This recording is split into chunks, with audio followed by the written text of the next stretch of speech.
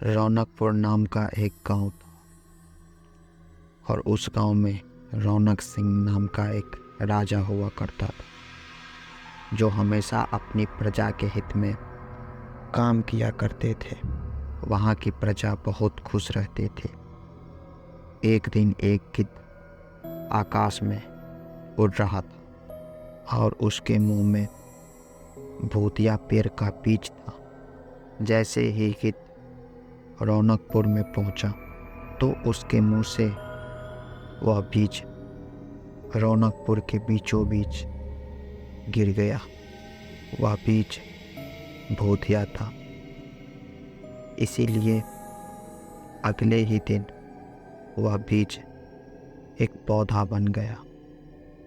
वहाँ के स्थानीय निवासियों ने जब पौधे को देखा तो वह हैरान रह गए, क्योंकि पौधे का रंग पूरा काला था।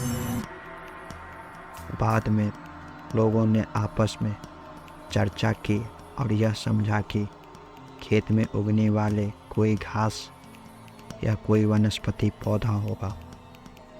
दूसरे दिन वह पौधा काफ़ी बड़ा हो चुका था। लोगों को और ज़्यादा दुविधा होने लगा कि यह पौधा इतना बड़ा कैसे हो गया, और वो भी एक दिन के अंदर में। होते होते वह पौधा तीसरा दिन एक पेड़ बन चुका था। समय बीता और लोग भी तेजी से बढ़ने वाले पौधों के बारे में सोच सोच कर परेशान हो रहे थे।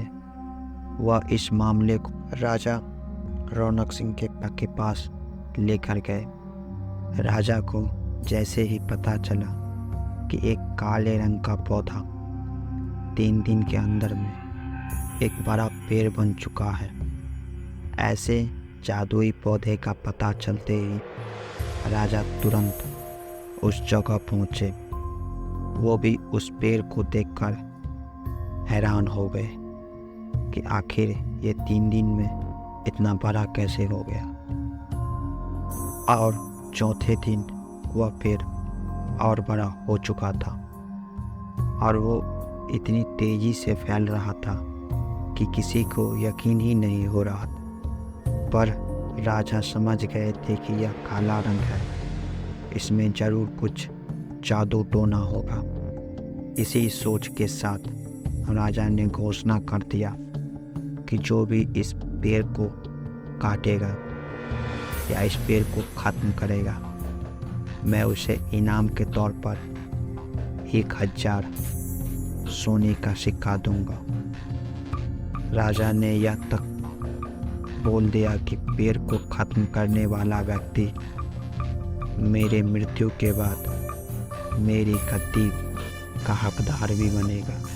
इतनी बड़ी घोषणा सुनने के बाद हर कोई पेड़ को ख़त्म करने के लिए अपना दिमाग लगाने लगा। राजा के सारे चतुर मंत्रियों ने भी तरकीब लगाई, लेकिन पेड़ को कोई भी नष्ट नहीं कर पाया।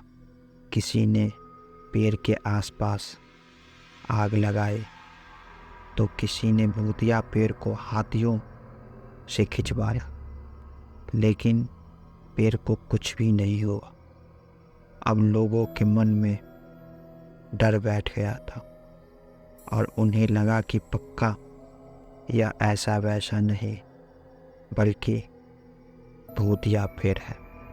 तभी उस गांव में एक समझदार व्यक्ति को राजा की घोषणा का पता लगा।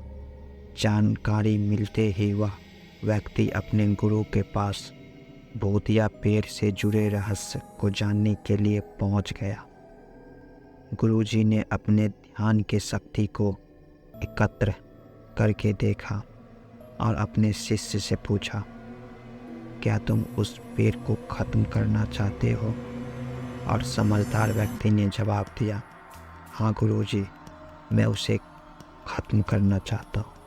तब गुरुजी ने बताया, उसे ख़त्म करने का सिर्फ एक ही रास्ता है। इसके लिए तुम्हें उस पेड़ के आसपास चारों तरफ नमक डालना होगा।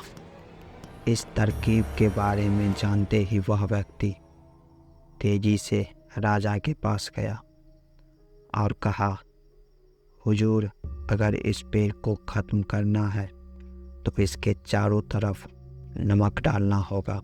ऐसे करने से पेड़ ख़त्म हो जाएगा।